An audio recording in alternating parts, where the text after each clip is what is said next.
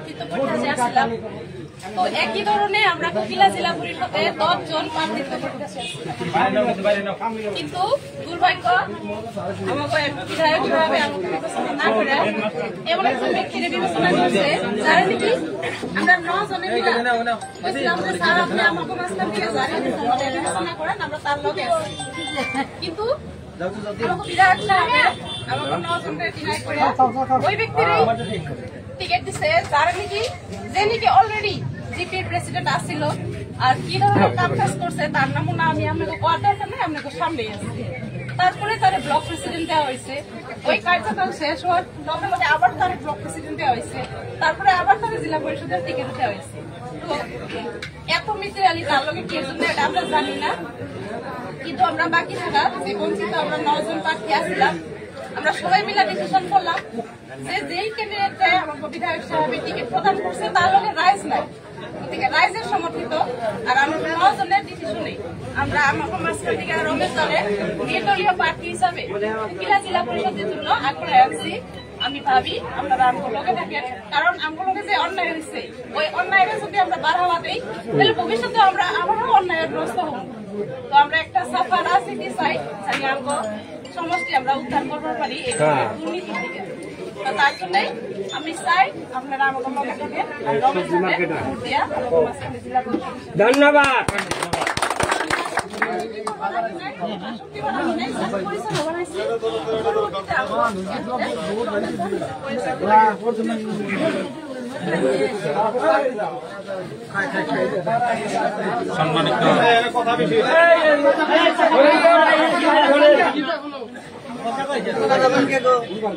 সম্মানিত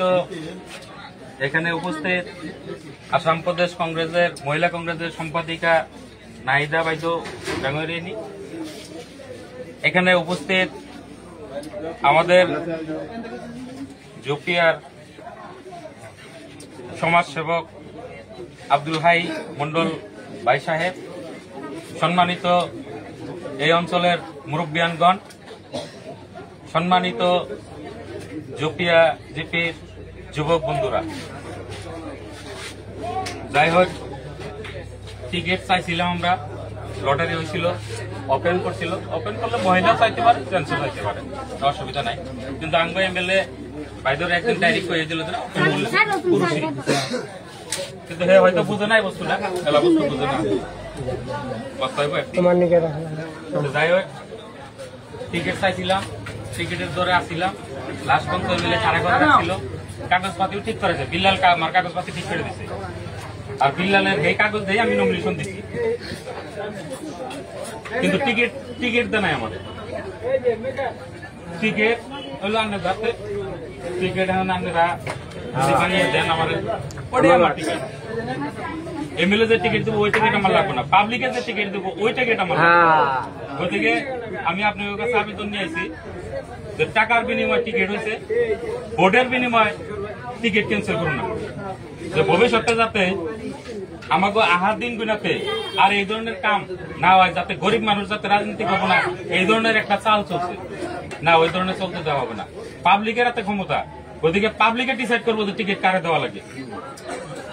তুমি কারা টিকিট দিবা, তোমারও তো আমরা বিধায়ক বানাইছি, আমরা ভোট দিয়ে বানাইছি, আমাকে বিধায়কে তুমি বিধায়ক হয়েছাও, গতিকে ডিসিশন নেওয়ার টাইমে আমাকে কাছে জিজ্ঞাসা করা লাগবো, এই জোপিয়া জিপির দিকে কমসে কম 200 মানুষ যে আমাদেরকে ডেপুটেশন দিছে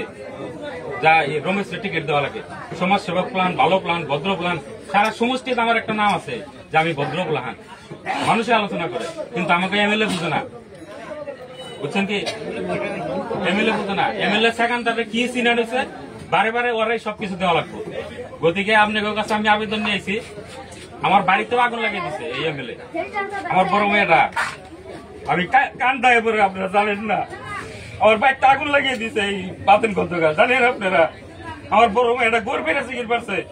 আব্বা তুমি ইলেকশন করলাম মাইসে তোমার ভোট দিব, গতিকে আমি আপনার কাছে আবেদন নিয়েছি, আপনারা টিকিট শিক্ষা করে দেবেন, বাতেন খন্দকার আছে, টিকিট দিলে খালি আমরা ভোট দিব না, তুমি যোগ্য মানুষের ব্যবস্থা করো, কেন যোগ্য মানুষের তুমি ব্যবস্থা করো না, গতিকে আপনার কাছে আমি আইসি আবেদন দিয়ে, আপনারা যদি সহারি দেন আমি ইলেকশন খেলাম, আমার নমিনেশন আজকে ওকে হয়েছে, যদি আপনারা কন যে তুমি ইলেকশন খেলাও আমি খেলাম, আর যদি না করেন 17 তারিখ পর্যন্ত ডেট আছে, আমি উদ্ধার করে নিব। তাহলে আপনার কাছে আমি এই কথাটা জানবার আছি যে যদি আপনারা সাহারা দেন আমারে, আমি ইলেকশন গেলাম, আমিও বাতেন খন্দকারকে শিক্ষা দিয়ে দিব যে না, ভালো মানুষকে টিকিট না দিলে কি হয়। আপনারা যদি পারমিশন দেন তাহলে আমি ইলেকশন খেলামো। আপনারা কি পারমিশন দিবেন সবাই?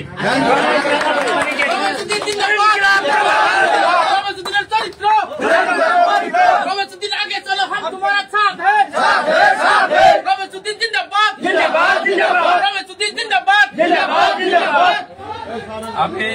একটা কথা মনে রাখেন, আমার আল্লাহ ধন সম্পত্তি বহুত দিচ্ছে, আমি দান দক্ষিণাও করি, মসজিদ মাদ্রাসা গরিব মানুষের করলে আমি তোর ফেরত যাই। আমি টাকার দিকে আমি রাজনীতি করবো নাই, আমার সম্মান আপনারা এই যে ভালোবাসা দেন এটার দিকে আমি আছি। এই যে ভালোবাসা, এই ভালোবাসা আমি সারা থাকা আসি না। আমি মাসে এখনো 2 লাখ টাকা ইনকাম করি, আপনাকে দোয়া শিখতে দোয়া করি না। আমার দিকে আমার সাইড বিজনেস আছে, এই রাজনীতি করে যে আমার কামাই করে খাওয়া লাগবো তা না, আমি আপনাকে সেবা করবার আইছি। গতিকে আপনারা আমার জিতিয়ে দেন, তারপরে আপনারা দেখা হবেন যে আমি কি ধরনের আপনাকে সেবা করতে পারি। গতিকে এইটুকুই বলে আজকে আমি আর দেরি করি না, আরো 2-3 জায়গায় যাওয়া লাগবো। আপনারা আমার দিকে দোয়া আশীর্বাদ করবেন যাতে আপনাকে আমি ভবিষ্যতে সেবা করতে পারি। এটুকুই বলে আমি আমার যদি খুব ভালো কথা বলছে।